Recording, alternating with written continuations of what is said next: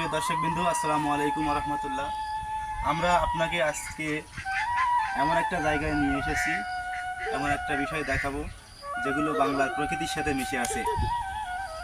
তালের রস অর্থাৎ তাল গাছ থেকে রস বের করা বাংলার শিল্পকলার মধ্যে অন্যতম একটা শিল্প। এখান থেকে অরিজিনাল তালের রস এবং গুড় বের করে মিষ্টির চাহিদা মেটানো হয় বাঙালিদের, এবং গ্রামগঞ্জের হাট বাজারে এই সময়টায় বিপুল পরিমাণে এক সময় পাওয়া যেত, কিন্তু এখন দুঃখের বিষয় সেটা বিলুপ্ত হয়ে যাচ্ছে।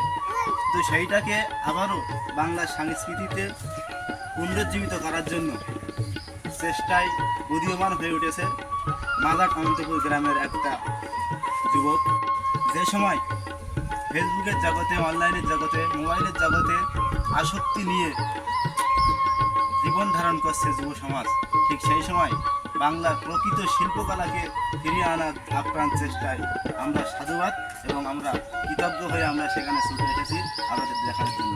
তো দেখুন দর্শক, তাল গাছে উঠে সে কীভাবে গাছ কাটতেছে এবং তালের রস বের করতেছে। এই শিল্পটি ছিল একসময় বাংলার ঐতিহ্যবাহী। বাংলার ঘরে ঘরে শিউলিরা তালের রস থেকে গুড় বের করে বাজারে মানুষের মিষ্টির চাহিদা মেটাতো। সেটা হারিয়ে বসেছে আজকে আমাদের মধ্যে থেকে।